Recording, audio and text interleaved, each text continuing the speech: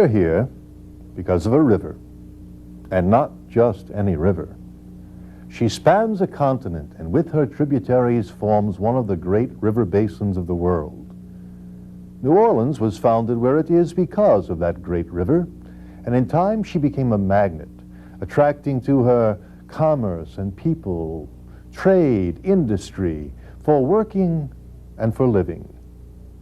Around the Queen City of the Mississippi grew other smaller communities, each with its own unique blend of people, each with its own reason for being, each with its own history. In time, the legislature would call her Jefferson Parish, but she would always think of herself as the Free State of Jefferson, a community as storied, as lively, and as interesting as her more famous sister, New Orleans. A community is not formed by political considerations, not by lines drawn on a map. It is rather the mixing and mingling of people that in time produces a community, the daily living together that changes a place into a home.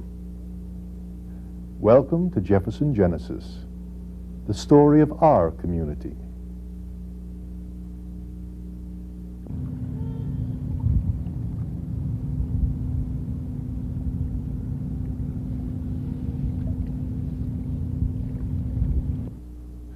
To the old Southern Pacific Depot in Gretna, Dr. Mary Curry of the Jefferson Historical Society brought 4 people representing 320 years of Gretna living. Lloyd Gomez is the founder of the Gretna Historical Society, and he's from one of the pioneer families of Gretna, the Straleys. Of course, one of the Straleys founded the David Crockett Fire Company. Henry Thoede was a West Bank correspondent for the Times-Picayune States Item for about 43 years, and he also is from one of the founding families of Gretna. Gladys Ehret Curry is a granddaughter of John Ehret. Louis Ehret is the son of John Ehret, the first mayor of the city of Gretna and Jefferson Parish assessor for many years, as well as police juryman. Before our meeting at the depot, I spoke to Dr. Curry in her office for background. What was Gretna like? How did it get there? Where did it come from? Well, for the purposes of the sesquicentennial, we're tracing Gretna's founding back to 1836, when Nicholas Noel Destrahan had surveyor Benjamin Buson do a plan for Gretna. At that time it was called a plan for Mechanicam, and then a few years later, in about 1838, 1839, another plan was drawn by the St. Mary Market Steam Ferry Company, and that plan was known as Gretna. And over the years they began to sort of emerge together and came out with Gretna. And then they had New Gretna and Old Gretna, and New Mechanicam and Old Mechanicam, and of course McDonoughville, which was there even longer than Gretna and Mechanicam. It seems that in the early 1900s there was a play known as Gretna Green or A Trip to Scotland. And in that play was set in Gretna Green, Scotland, which was a place where they used to have quickie marriages. It was just over the English border. And legend has it that there were also quickie marriages in Gretna, Louisiana during that same period, and that perhaps it was nicknamed Gretna because of the play that was in town in New Orleans at the time, and because we had what was believed to be an infamous justice of the peace performing marriages. A little further research has shown, though, that during that period we really didn't have a justice of the peace performing all those marriages, and it was actually many years later, during the judgeship of George Trout, who was in the more like the 1920s. He performed 18,985 marriages in 28 years, so you could see how they would create the confusion there. John McDonough, was he important to the history of Gretna? I know part of the town bears his name. Yeah, John McDonough owned one of the plantations that eventually became a part of Gretna. He moved from New Orleans to the East Bank about 1815, and eventually his plantation was subdivided into the area we know as McDonoughville, which, interestingly enough, has kept its separate identity to this very day, unlike Mechanicam. Has Gretna always been the seat of Jefferson Parish? Gretna became the seat of Jefferson Parish in 1884. it moved from Harvey's Castle. Before that it had been, of course, on the East Bank. But in 1884, Gretna became the seat of parish government. When did it become a city all its own? It was incorporated in 1913. It was first incorporated as a village in 1913, and then a few months later it was incorporated as a city by taking in McDonoughville. Was that a peaceful transition? As I understand, it was not. If you was a deputy from Marrero and you'd done something, you could get out of it. You was a friend of it. And if you wasn't, well, then you was in tough luck. Well, the state government didn't come in? This young lady's grandfather and Miss Curry's her grandfather, great-grandfather, Mrs. Curry's grandfather, was the first mayor of Gretna. And they, with a physician by the name of Dr. Charles Gelke, another man by the name of Black, I forgot what his first name was, and Louis Gossamer, and a number of prominent people in town got together, and they figured it was time to change the rules around here the way Marrero was running, you see. So they got together and they formed a committee, and they fought Marrero for a couple of times. And one time when they had the sheriff, I think it was in 1912 or 1910, a man by the name of Thoede from McDonoughville, that's the first ward in Gretna, he ran for sheriff. Well, he had a pretty good sized family in McDonoughville. I guess he could figure on something in the neighborhood about 35, 40 votes. And after the election was held, he got 3 votes. His whole family voted again. So that's the way it was. It was ballots then, you know, not out of the machine. So all these folks got together and they said, these leaders, they said it was time for a change. And then there was a lot of crime committed to, a deputy could do something and he'd get by with it. They'd say, well, that was self-defense or something like that, you see. So they finally formed an organization, and then they got signatures, and at that time they were happened to be lucky enough to have a governor that was favorable to them, a reform governor. His name was Luther E. Hall, Governor Hall, and he was a good friend of these folks. So they got up a petition asking that this section, the first, second, and third ward of Jefferson Parish, be called the city of Gretna. So actually the government was willing to issue a proclamation. So they formed the government, the city government, and Mr. Ehret was the first mayor. That's John Ehret, the John school's Ehret, name. yeah, the school named that. You see, they had trouble with the factions or the parties in politics. And my dad has switched from the old regulars to the Jefferson Democratic Party. And then they got a gang up together, about 4 men, which I know the names of all 4. All 4 did, but they have some ads, you see. That's why I can't mention no names. And then the sheriff at that time wanted to get rid of him. And he had his men like that, you see. That's the way it was in olden time. And then they come down and made a little disturbance. And my daddy heard the noise outside. And they got up, put a light on the house, and as soon as they put the light on the house, they started shooting at the house. And they shot the door up, so my daddy had to put a new door in the house where they shot about 50 holes through the door. And they put the lights out in the house. Then the Stumps come running down, Archie Stump, Louis Stump, Alvin Stump come running down. All the people in the neighborhood come running down to the house. Even Gladys's Ida's uncle come over to the house, and he heard the shooting. He was living on Lavassier Street in Weasel's house, right over there between 4th and 5th. He come with a rifle, because he knew what was coming. He come with a rifle, and he shot one of them. But he didn't die. He stayed in the hospital, though, but the other 3 left. They run. And, well, that was all of that. And then my daddy was appointed by Luther E. Hall in 1913 as mayor of Gretna. It was in 1913. And then around about right around 1914, right here where we sit across the street, they had the militia there. And they had the militia all in the back of here, from here up to the TP depot. They had the militia here, had martial law. And that went on. And and then my daddy became mayor. Do you remember your grandfather as mayor?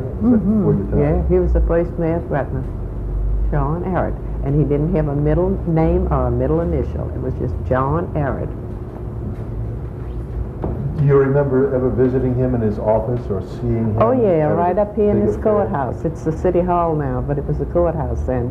And Grandpa Ehret's office was in there. And he had several people working in the office, you see. What was it like to see your grandfather as the mayor?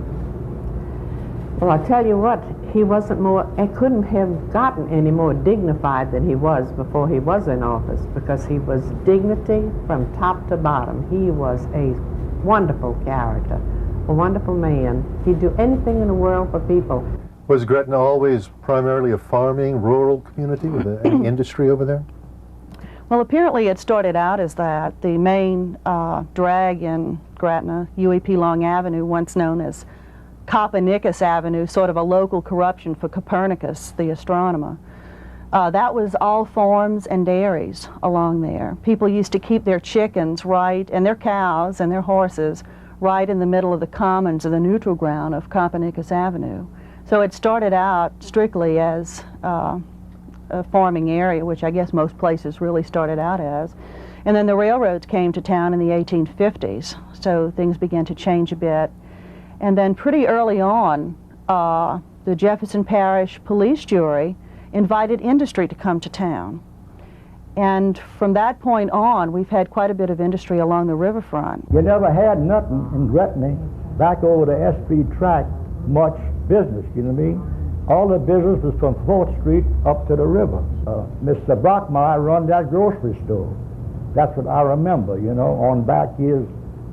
And then right next to Miss Brockmeyer was a shoe shop, a shoemaker shop.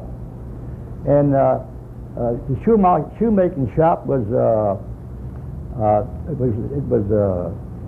Tony was in there. Tony Carmoni was there, but Tony Carmoni was over by Dr. Gelpy's, across from Gelpy's on Lavassier Street. You remember that, Henry? Yeah. Benedict was a shoemaker, and right next to Benedict, Miss Jack and Mr. Favalora run a fruit stand, and at that time they used to have rabbits hanging up, they had ducks hanging up, they had coons hanging up by the tail, and you can buy all that stuff from them. And right next to them was a saloon. That was Charlie Gruce's saloon. Remember that, Henry? Okay. And Charlie Gruce had a big saloon there, and he run that for years. And he had a drink that they used to call it lemon gin. And all them people from the Irish can would come over to Charlie Bruce's and buy a half pint of lemon gin and go to the dance with it and all things like that. The place next to my aunt, they had a saloon there. That's on Huey Long and First Street. John Boudreau used to run that years back. That was my niece's husband. No, she was my first cousin. Huh? That was my daddy's sister's daughter. You understand? Well, our husband run a ballroom there for years. What about the Stump family? The Stumps was on Lavassier and Foyce. They had a drugstore. It was an old-time building. And at that time, they had the ferry there. The ferry used to be on Lavassier Street, not Huey Long. But that was before my time. But I remember the Stump building, the old building, because I used to go there. We dealt there all our life with the drugs, you know, and that. And Stumps had the drugstore, and behind the drugstore, that house is still there. That house where Albert LeBoard used to live in. No, it's going on. And Alvin Stump had the magic hoodoo and ant paper and the big stump out there with it on, you know.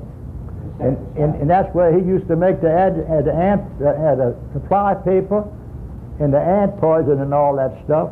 And he had a big building in the back. But before that, Richards used to live on 4th Street. Andrew Richards and them's daddy had a meat market up in there too. There was a meat market there. And then there comes Samuel Brothers. Then after Samuel Brothers, there was O'Pladdick's drugstore. Then after O'Pladdick's drugstore, there was Viren's hardware store. Lafayette, on the next corner, Miss Google had a ballroom right across from the fertilizer. And Fritz Google used to run that. Now, all of these businesses, I mean, this was just for the people living here. This wasn't any big industry. No, just local business. Well, I'll tell you, if you wanted to buy a suit of clothes, you either had to go to Rodenstock or go to Samuel. Yeah, that's right. That's right. Samuel Brothers. You see how it is? Now, I'll tell you how it is. From 4th Street to the river, that was the town. The rest, they never had no big business. Right. Now, that's all it is about 1st Street. Our neighborhood, where I was raised, and where the fire station is made up of all principals and teachers. In other words, on one side of the fire station, you had the Kitty Straley house. On the other side, you had the Little White Ripple house. Then you had the Helen Cox, who was principal of Gretna High School. Across the street, you had Mr. Black, who was superintendent of the school board, and his wife, she was also a teacher. And all in that neighborhood were nothing but teachers, you know, and people that were connected with the school board. And I'd say 4 schools are named after the people in that neighborhood. Crockett's about one of the oldest volunteer fire companies in the country, isn't it? It was organized in 1841, and it has been in continuous existence. We have never failed to have a meeting in its 146 years of age. And what we did, at one time, when we started having a paid chauffeur, we had one chauffeur. If he worked 24 hours a day, he got 1 day a week off. And on that day, he was off from 7 in the morning to 7 at night. And that chauffeur lived at the fire station. We'd give him a free house, free lights and water and gas, and he stayed there continually. So, of course, if he had any children, they were born there. So I had a little boy by the name of David Crockett Lever. We christened him that because he was born there in the back of the fire station. So in order to have a meeting sometime, if we didn't have a quorum of men, we'd go down and take old David Crockett up, because we made him a life member. And we'd bring David Crockett up. And we have had a meeting in the whole length of service of the fire company's been in existence. And we have had plenty of disputes of other fire companies. One in Roanoke, Virginia, who disputed our title as being the oldest continuous active volunteer fire department in the United States. And we sent, unbeknown to them, a man who was on vacation, and we gave him some extra money to reroute his vacation and pass through there. And he checked the books and went to the city hall, and he found out that they were in existence, but they changed their name 2 or 3 times. And there was some time during the World Wars that they did not meet because all the men were connected with the service. But we always had enough men to meet and to carry on the obligation.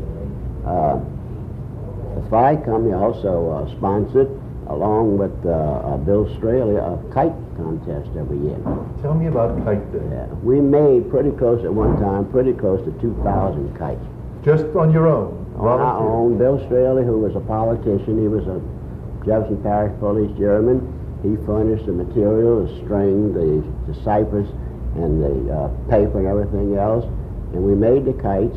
We had a big day, and we gave the kites away to the children. All they had to bring was their own kite tail and a string. And we had refreshments for them. At that time, Stevens was a band conductor, and he established a band over here in all the public schools. So we always had his band over. And we had a little parade and everything else. Where was Kite Day held? in Gretna, and it started at the David Crockett Fire Station. And that's where we made the kites. And of course, Mr. Lieber, who was our only chauffeur at that time, he didn't have anything to do. So all day long, and sometime at night, Mayor Straley, who was the mayor of the city of Gretna, Andrew Tallheim was city attorney, all the politicians and all the firemen and their wives would meet, would all make kites. And that's how we made all these kites. And it was a big day for about 4 years. It's so hard to recreate the life of the time. I mean, we know the history, the politics, the important things that happened, but how did people live in those days? Well, they had lots of social events, lots of clubs, lots of parties. They had Crescent Park where people would gather. There was a big dance hall there. There was also the suburban racetrack in McDonoughville where there was a lot of action. Well, on Front Street, that was really the business places on Front Street, you know. Oplatix Drugstore, we'd go there like for sodas, and he had a deal in the front of the drugstore. He was the only one that had that until Stump opened up here on Huey Long, and he had a fountain. But that was the only fountain that they had on the side of the river, was the one that was Oplatix. You don't mean a soda fountain? Yeah, a soda fountain, And we'd go stop there on our way coming home from school and get a soda, because we'd keep some of our lunch money, you know, and buy a soda. And or something like that. Well, I mean, that's the way the people live then.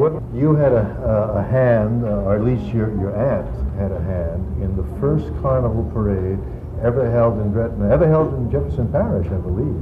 Well, no, I wouldn't say the only one in Jefferson Parish, but say it was the first in Gretna.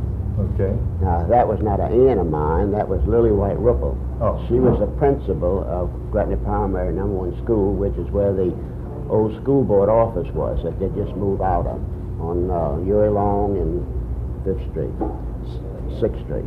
So, what she did, she knocked a section of a door out, and a fellow by the name of Dennis Gidry and myself and a couple of older boys, we built 6 floats. We used paper mache and we used a watercolor to paint them, and we made a float for each grade in the school. And then we would buy the 4-wheel push carts from Southern Cotton Oil, pick the floats up and put them on, and we used the Boy Scouts to push them. And we'd have a big parade. And it was quite a day because every one of the pupils would mask. Some would ride the float, we put 3 or 4 on the float, and all the rest would walk around it, you know. And every one of the 6th grades in the school participated in their carnival parade. We were talking about Crescent Park a little earlier. What do you remember about that? Well, I tell you, you see the Crescent Park, you see the N.K. Fairbanks was on 1st Street, and it used to take that whole square, and and you had to walk up on 1st Street. N.K. Fairbanks had a nice plank walk to walk up, and the Crescent Park was a regularly, it wasn't no hall, it was something like Tyler's. Uptown there were trees in there and that. It was built like that. It had a nice top to it, and it had a low sides, and they had benches all around. And they used to give dances up there. Like a pavilion. Yeah, pavilion. And they had a lot of trouble up there. They had some killing up there too. Used to go on at Crescent Park. What about the streetcar going to school? Oh, Lordy, the streetcar would go broof like this on the, it would go up and down on a railroad track, and you didn't know whether it was going to miss the next jump or not, you know, and you'd come falling out. But where did the streetcar run? It ran up on Front Street, right in front of the ferry? The ferry. It started off at the ferry, and it went down to, well, not too far down. It went to the beginning of Algiers. Because they used to have trouble with the people in Algiers. They used to always throw rotten eggs and everything else at the people from Gretna and all. You know, they had all kinds of things going on. How much it cost to get on that streetcar? A nickel. Why were the people in Algiers throwing rotten eggs? I don't know. They never did care. They thought that the people from Gretna were smart alecks or something. I don't know, but they never did have too much use for the people and the people in Gretna. That was just the same thing with them. It was just they didn't like the ones from Algiers either, because we thought that they were smart alecks too, and they were. So Gretna had to get some police. So they had got one fella from St. Charles Parish. His name was Fredericks. They got Barbush from New Orleans. He got killed. They had Ruiz from New Orleans, and they had George Sadler from Marrero. Them was the 4 new officers they had, you see. But they had policemen here too, you see. And that went on, and Barbush, he got killed right at the next corner on Copernicus Avenue. See, this Huey Long at that time was Copernicus Avenue. And then they had a club there. They used to call that the Poor Boy Social Club. And they killed him right there by the Poor Boy Social Club. And he was on one corner shooting, and the 2 policemen was at one corner across, and one's across the street. And 2 was shooting at one. And the one guy was shooting, of course, I don't want to call his name. He killed Barbush, and the other cop, he jumped over the fence at the next corner there, 400 Newton Street. That's where my daddy was living when he was mayor.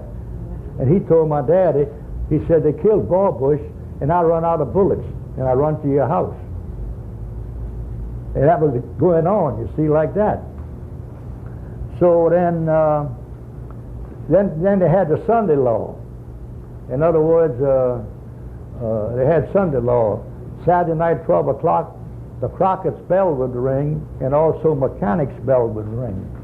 And everybody had to close the ballroom. So this policeman that got killed, he used to work at the fertilizer. He used to beat rocks. Well, your Uncle Bill used to work. He used to beat rocks. And he went to the ballroom about 9 o'clock. That ballroom was on 2nd and Newton. He went up to that ballroom and told the owner, at 12 o'clock, when the bell rings, you close them doors. He says, well, I ain't gonna close my doors. So he says, well, if you don't close them, I'm gonna close them for you. And that policeman paid that man's month rent of that building. And when the bells rang, he went around, he went up there and he was open, and he went in there and told him, you got a hard hit, why didn't you shut the doors? He went in the ballroom and he shut the doors. When he turned around to go to the door to shut the doors, they had 2 doors, one on Newton Street and one on 2nd Street. And when he went to shut the door on Newton Street, he reached behind the bar and got his pistol, and he shot him right in the back and killed him. Dangerous to live in Gretna. He went to jail. He went to jail. He went to jail. He stayed in jail a while. And you know how a jury is fixed. A mistrial. And a mistrial, they don't try you no more. Just had to get one in there was a mistrial. And they had a mistrial in the jury. So he left from here, the guy that killed him, he left from here, and he moved to Chicago. Well, the parish didn't have an official journal at that time, I guess. And this man operated this paper on 2nd Street between Lavoisier and Newton Street, in the rear portion of what was the Gretna post office. And the post office was only a 1-story building, and the post office had the office in the front. You had to go to the post office to get your mail in those days. There was no mail delivered. And in the back of that post office was the office for this newspaper, you see, the Courier. How often did it come out? Come out once a week. Well, then they sold out, and then there was paper brought over. The Hildebrands continued operating for a while, but then they changed. They had new ownership, new stockholders in it, and then they called it the Jefferson Democrat. Well, the Jefferson Democrat was operated by the Hildebrands for a while, and then finally the Cox family took it over. Now the Coxes were some cousins of the Hildebrands, and old George Cox, he was the operator of it for a number of years. After Cox died, his wife took it over, old man Cox's wife. But she operated for a while with her son, Ashton, and then when she died, well, then Ashton took it over. It was still a weekly? It was still a weekly. What kind of stories did they cover in the newspaper back in those days? Local events, Mr. and Mrs. John Brown, or the happy parents of a baby boy, or something like that. Joe Smith's houseboy. How far back are we going? I guess you go back to about 1880. So the parish had been incorporated for about 50 years? Well, the parish. The city of Gretna was only since 1913. You were a newspaperman for what, 50 years or more? No, 43 years. 43. Well, I was close. Yeah, I was 7 years different. Did you ever write for the Jefferson Democrat, or is that before your time? Well, the Jefferson Democrat used to copy some of the stuff I wrote in the States Picayune. That's how they got some of them news. Ashton Cox, in later years, he wasn't too anxious to get around, get in there. Let it go. What you got today? On this weekly paper, you see. But people don't understand nowadays what an epidemic was. Oh, yeah. And I would imagine that one of the stories you had a hand in covering was the Spanish flu epidemic. Yeah. What was it like to live there? It was pretty tough, I guarantee you. You never know when you'd hear the next door neighbor was dead or something like that. The school down here, the school board office, Jefferson Parish School, well, it's not no office anymore. They moved it, but it's empty now. But I understand they moved headquarters up Manhattan. Well, this building was erected in 1911, and flu epidemic, I think it was in 1915, something. 1918, because my dad was 4 years old when his mother died. Yeah. So they had to close the schools down, churches had to close down, they had to shut everything up, and then there were so many people sick that they couldn't send them. There was no hospitals on this side of the river at that time. So they had to use the school as a hospital, as a school on UA Long Avenue. And there was dozens of people brought there every day, and that was at the hospital. And the Hook and Ladder Cemetery, that's an old cemetery down on Newton Street, Newton and 10th. I remember, I was, like I said, I was 19 years old then, and we'd walk around the cemetery, and there was caskets laying on the sidewalk outside the cemetery fence. The sextons had all they could do, bury the dead, and they'd pile up on them so much that they'd have to lay the caskets out on the sidewalk by the cemetery, and they'd wait until the night time burying the dead, you know. I had an aunt of mine that died in the school over here. Anyway, she was one like our friend Miss Ehret said, she was one of the millers, one of the miller family. And but that was tough. And, was it ever so bad that they had to put people in mass graves, like during the yellow fever, or was it always well, more not controlled? that way, no. But there was individual homes, you know, they had their home. But they had so many of them, the doctors couldn't, they didn't have that many doctors here. They only had about 2 or 3 doctors, and the town was so small, you see. So they had to bring them to this hospital, and that's where they take care of them. And they had Dr. Charles Gelke, and they had Dr. Rosner. Huh? Dr. Rosner? Dr. Rosner, yeah, Dr. Charlie Rosner. And then they had an English doctor here, but he couldn't get no prescriptions filled because he never was registered as an American doctor. He wouldn't, old Dr. Fowler lived on 3rd Street between Lavoisier and Lafayette. He didn't take it. So some people went to him, but of course, he had a hard time getting prescription filled. Well, now that was something. I was going to the school down here. This was the Gretna Primary number 1. And, well, it was just a Gretna Primary school because there was no number 2 at that time. But they built another on Amelia Avenue. They built a number 2 school over there. But we were going to school there, and Katie Peebeck, my cousin, was the principal of the school. And we were dismissed. They told us that they were going to have to convert it into a hospital. Oh, and we were all crying and didn't know what we were going to do because we were going to have to leave school. Well, we were out for 2 months, almost a little over 2 months, until they got situated with this thing. They had to get it straightened out because people were dying like flies, and they were bringing them into the hospital, bringing them into the school, as the hospital was called. And you could go to the corner from my house. The school was right on the next corner. And I'm telling you, you could just see them bringing them in there. And they were bringing out the same people about an hour or 2 hours after they were bringing them in. It was something awful. And then that kept up for about over 2 months. Then they put it back into the school. You know, they converted it back. And what did people do to keep from getting the flu? well, there was just nothing in the world that they knew what to do. The doctors didn't even know, because that was an epidemic that came up and just surprised everybody, you see. It was really, really a surprise because it was so sudden and nobody knew anything at all about it. But they gave them medication. They gave them the medicine that they gave the same people that they were given in the hospital, you see, if somebody stayed at home, because they couldn't get them all into the school. Just think, one ambulance for the whole parish of Jefferson. Wonderful plan. What year was that? Back in about 1947. It started with, as I was secretary of the David Crockett Fire Company, I received a bulletin, brochure in regards to a Mulligan iron lung. At that time, Crockett had the only piece of respiratory equipment on the West Bank. It was a pulmotor. It was two people, it was Bill Strait and myself, knew how to operate it, and I'd say we killed more people than we saved with it, because it was the type of unit that you sutured the tongue, to clamp the tongue to the side of the lip, and you put the mouthpiece over, and it just pumped backward and forward, and if the suturing or the clip slipped, you force the tongue down the mouth.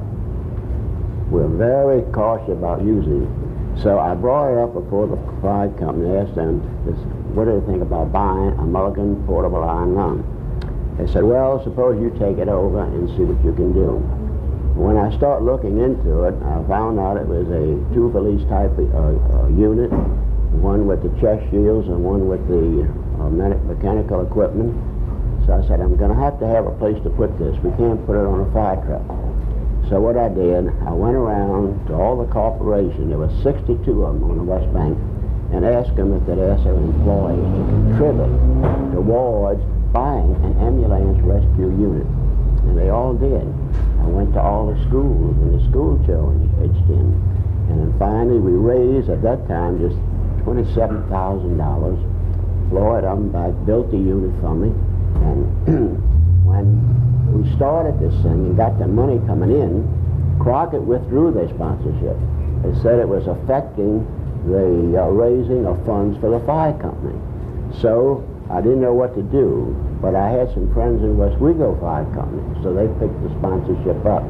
And that was the reason why, when we bought it and put it in operation, we operated out of the Westwego Fire Station, so it'd be equidistant from the East Bank as well as the West Bank.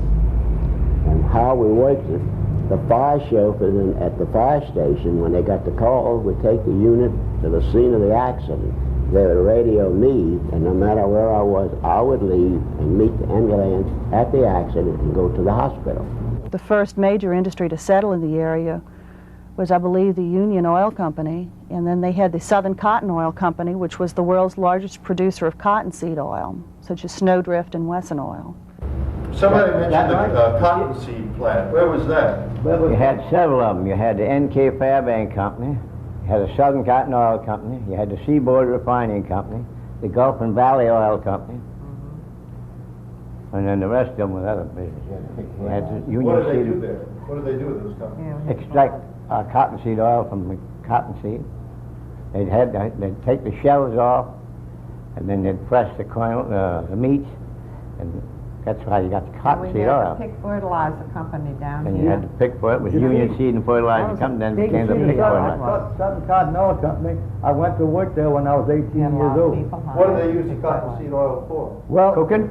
Snowdrift, you know Snowdrift and Western oil? That's cottonseed oil. Oh, yeah? That's where the oil is. That's cottonseed oil? Yeah. you see the way they used to do That was that? where it was manufactured, right here in Gretna. I'll tell you how that evaporates from comes on up. I worked there when I was 18 years old. See, they had a place they used to call the press room. They had a place they used to call the lint room. They had machines, and it would take that cotton off the seed. Right.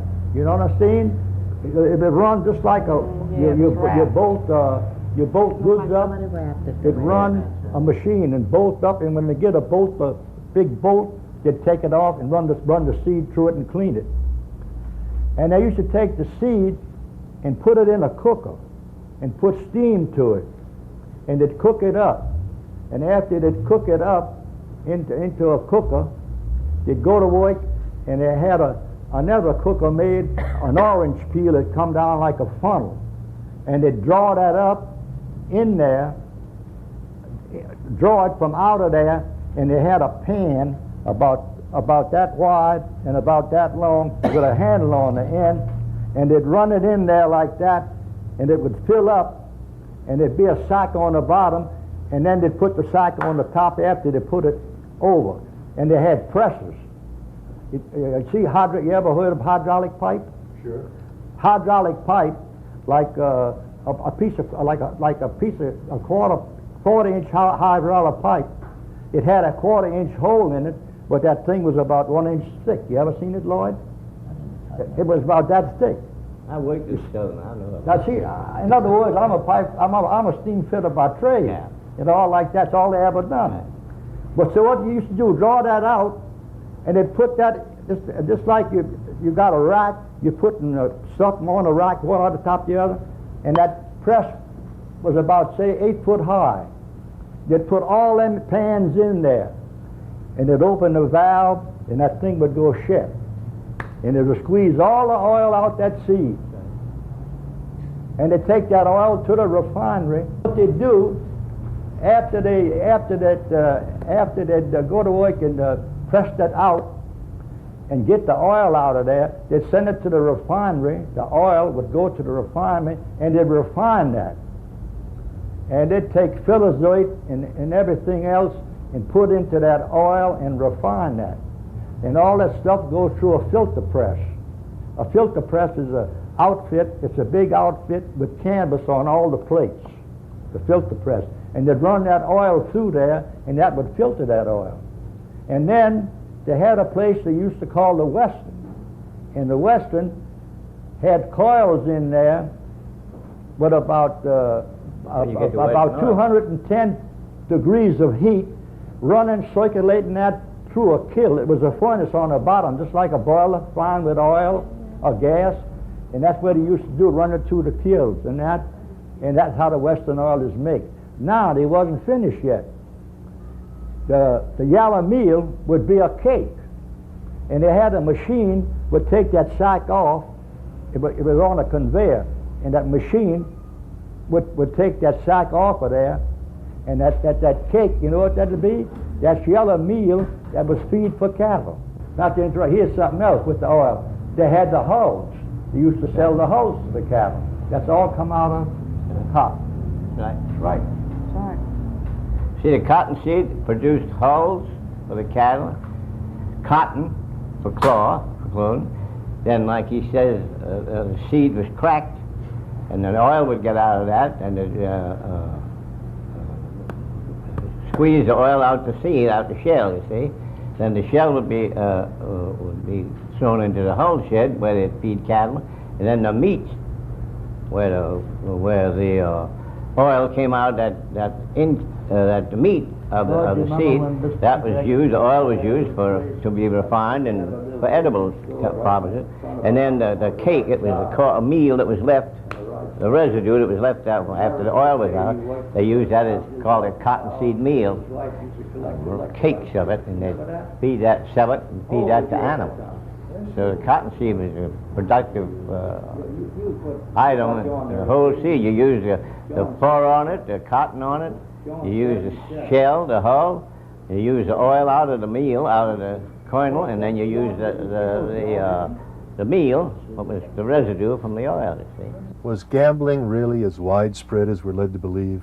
Well, as I understand from lots of the old-timers, it was even a lot more widespread than I ever suspected. And of course, there have been copious newspaper accounts of everything that went on with gambling. That's how Jefferson got its name, the Free State of Jefferson.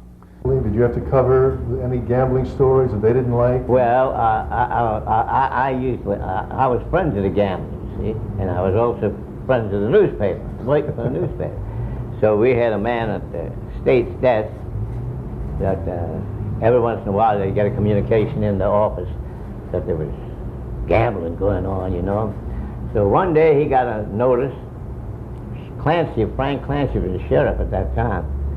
Somebody called in the office. Of course, I guess they knew it already, but as long as they didn't say nothing about it, they kept quiet. The paper did, you know. So somebody called in the office and told them that there's gambling right across the street from Frank Clancy's office. All he's got to do is cross the street on the side of, that was when this was the courthouse here, the city hall. All he's got to do is cross Huey Long Avenue, or Fornicus Avenue, and he can go right in Fink's Billionaire and gamble all you want, horse races and all. But when the city desk got that letter, you know, well, they got in touch with me and they said, listen, what's going on there? There's gambling going on over there. Yeah? I said, I didn't know that. So they said, go see what you can see about it. I said, well, okay, I'm going to see. So I came on over. I used to go to the office every day. At that time, we didn't have teletypes in those days. You had to type it and bring your stuff over, you type it in the office. So I went around, and the next morning I got up, and I usually had to have it going to the corner of Huey Long and First Street and buy me a paper, you know, get the paper. So I walked up the street, past the Billionaire. It was called the Billionaire Cafe. It was a ballroom in the front and a bookie joint in the back, you know. So I passed there, and I seen the man that run it. His name was Thoede Fink. Spoke to Thoede. The fellow that run the bookie in the back, his name was Southern Lewis. Spoke to them. I said, how's everything? They said, fine, all right, everything's all right. And I said, nothing wrong? I said, yeah, no. So I walked out the ballroom, and I went up to the corner and got my paper and came back and went in the Gretna courthouse then, and I went in Clancy's office. Well, Clancy was there. So I said, can I come in? Yeah, come in, what you want? I said, listen, I said, we got some stuff that's liable to come out in the paper now. I said, about the gambling. He said, yeah. I said, well, it said the gambling house is right across the street from your office, and all you got to do is just cross the street, or get one of your deputies to cross the street and make a bet, and you can do it. Well, I'll be damned. I said, so what you want me to tell the paper? He says, I'll tell them I don't know anything about it. I don't see no gambling. He says, you see any gambling? You couldn't see gambling inside the building. So I went back to Frank Allen, the city editor, and I said, man, I went over there. I said, they might have a little pinochle game or something like that. I said, but I never seen anything going on over there. I used to tell people after that, so how come you done that? I said, listen, these are my friends over here in Gretna. I said, and I'm going to do right by the paper. I said, but if I say too much about my friends in Gretna, I said, then the paper gets back at me and gets mad at me for some reason or other, and it fires me. I said, I got to face these friends in Gretna. You told me that you used to work in the gambling halls. How did that happen? Well, we were allowed to run the only gambling house in the city of Gretna one time, upstairs at the fire station. And it was done due to some political involvement that we had with our membership. And at first, I wasn't old enough to work. We just ran Keno, no other type. And I wasn't old enough to work inside, so I worked outside on the back porch selling sandwiches and soft drink. When I was 18 years of age, then I went in calling, writing duplicates. And then later on, I got a job over at Charlie Coyner's old Southport. I was a duplicate writer, Keno caller, blackjack, 6 and 8, and roulette, anything, you name it. Was gambling really as wide open at one time in the parish as I've always heard it was? It was more wide open than most people thought, because in the gambling houses, everything, was plush. In other words, you'd walk into a gambling house with the plush carpets and everything. The small gambling houses, they didn't do too much then. But the big houses like Charlie Coyner and Manex Carver and a bunch of those big wheels that operated, they were sort of kingfish. And one of the big reasons, they had a big say in politics.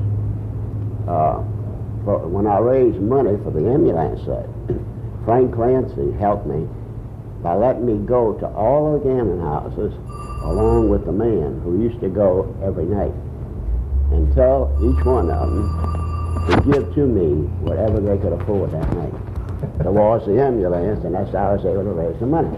What was the biggest story you covered when you were writing for the paper, do you think?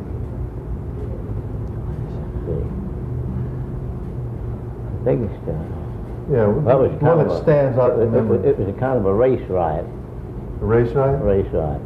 It was a kind of, it seems as though it was on a Mardi Gras. I don't remember what that year was. It must have been in the early 20s. That the people of Gretna used to go across the river to see all the parades. They didn't have many parades over. In fact, they didn't have any parade. And they'd go across the river to see the parade. And usually they'd go to St. Charles Avenue. You should catch a Jackson ferry and go there. Well, these couple of colored fellows, they decided that they were going to take over the town.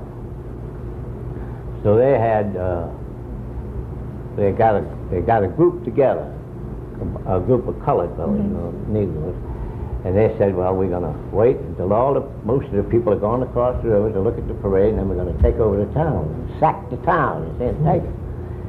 So one of the colored fellows, or somebody among the colored people, notified some of the white people. And when they found that out, they said, well, we're going to show them. We ain't going to the parade. So a lot of the men, well, women folks might have went, but the men stayed home. And boy, they really started. They went every colored church down in Gretna, every black church. Some of them had guns. They had guns. They went under the floors. You see, they were going to use them after the people got out, but they caught them in time. And well, then they had a hall. They called it the Wolves Forest.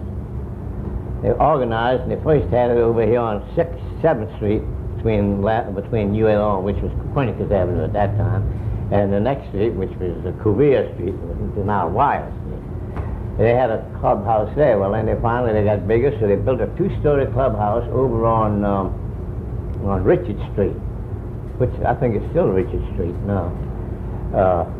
And they had a big wooden 2-story building, and the whole thing was framed. So J.B. Downhour was the sheriff of Jefferson Parish at that time. That was that administration, so I know it was in the 20s. Well, he used to go on the East Bank a lot. He used to like to shoot dice, you know, and stuff like that, and they had that over on the East End, you know, Bucktown. So he was across the river, and these just committed white men, they told him, they said, now listen, Sheriff, you go over on the East Bank, particularly so tonight, because you got business over there. Says, we have business over here, but you keep away from here. So they got the guy. They were formed, I don't know where they formed at, but they formed somewhere, and they had big calcium brushes, wide brushes, and cans of gasoline. And they started from the bottom floor. They started at the top on the 2nd floor, and they painted the walls with gasoline. And they came downstairs and painted the walls downstairs with gasoline. And then they got outside, and when they got outside, they threw a torch in. And then I was in the fire department at that time. I was the chief of the fire department, David Crockett Fire Company. And they told me, they said, don't you bring the fire engine out there. Don't you save that house. So that's what they did, but that hall went down. If I wanted to rediscover the history of Gretna by taking a walk around, what would I see? Where would I go? I'd first tell you to go to the Gretna City Hall. It's located in the middle of the UEP Long Avenue Commons on 2nd Street. It began as the 6th Jefferson Parish Courthouse. It was constructed in 1907 at a cost of $74,000. And then I'd move you over to Lafayette Avenue to the David Crockett Fire Hall. It was constructed in 1859. It's a 2-story building, and it was put on the National Register of Historic Places in 1983. Of course, the Gretna City Hall was also put on the National Register of Historic Places in 1983. And then I'd take you to see the little David Crockett pumper. It was built in 1876, and it was the first object to be placed on the National Register from Louisiana. It will be housed in the David Crockett Museum once the museum is set up, And just last week we were privileged to have the state declare the David Crockett Museum the official Louisiana Firemen's Museum. From there I'd take you down Huey Long Avenue again to the Memorial Arch. It was built in 1923, and it lists soldiers from the Spanish-American War, from the Civil War, from the war between the states, from World War I and World War II. It was erected through a committee of citizens who wanted to preserve the memory of the war dead from all of Jefferson Parish. From there, I'd take you to the Texas Pacific train station, which is located on the Huey Long Avenue Commons at 3rd Street. That little depot was built in about 1901 or 1902. It has characteristic overhangs and wrought iron brackets. It's now used by the city of Gretna for some of their operations. And then I take you another block down to the Southern Pacific train depot. That was built in 1906. It was never used as a passenger terminal, but it was used as a relay station. And in 1984, the Gretna Historical Society acquired the little depot, had it moved back to its original site on 4th Street, and renovated it as a gift shop and tourist information center. We understand from some architects that it's very rare in the South to have a depot in that particular style. It's called the ornamental or stick style. And from there I take you across the street to our post office, which was built in 1936. And in front of the post office we just planted a little tree which was grafted from a tree planted by Andrew Jackson behind the White House in 1830 for his wife Rachel, and we were lucky enough to get one of the small trees to plant as a legacy for the sesquicentennial. And from there I would take you a block down to the Gretna Primary School, which was the site of the temporary hospital for the influenza during 1918. That school was built in 1911 and it was the first public school in the area. Before that we had the Gretna Academy, but it was touted to be a semi-private school, not a public school as such. The Gretna Primary School had 4 grades there. And from there I would take you around the corner to the Most Holy Sacrament Infant Jesus Convent. That was built in 1907. That was built in 1899 with a little annex in 1907. It was used as a convent and a boarding school for about 70 or 75 years. And from there I would take you around the corner to the St. Joseph's Catholic Church, which was built in 1926, but the parish actually dates back to about 1857, when the first Mass was said by some Redemptorist priests who came across the river from New Orleans. The inside of the church is quite magnificent. They have huge Stations of the Cross, which were carved from an 18-ton slab of Carrara marble in Italy. And from there I would probably just take you around the corner and show you some of the typical house styles. At 620 Newton Street we have a large white house with 3 large columns. It's a double shotgun house, very typical of the houses of the area. And a little further down on Newton and across the street we have what was once touted as the tallest house in Gretna. It was a house built by the Tillisons, I guess around the 1920s or so. I'll probably take you to the Leitzigen Funeral Home over on Amelia Avenue. It was built by the Charles Kerner family about the 1930s. Charles Kerner was the owner of the largest gambling establishment in the greater New Orleans area known as Southport. It was on the east bank of the river at the Orleans-Jefferson line. And then from there I'd probably take you over to Huey Long Avenue to the Albert Samuel home. It's a large, rambling mission-style home which is now owned by the Bernardi family. That home and the Leitzigen Funeral Home and the Brunis home on Newton Street are the most pretentious homes that we have in Gretna. Thank you, Dr. Curry. It sounds like there's a lot to Gretna, Louisiana. Thank you for being with us. Join us again for Jefferson Genesis. Next time we may be telling the story of your little bit of home here in Jefferson Parish.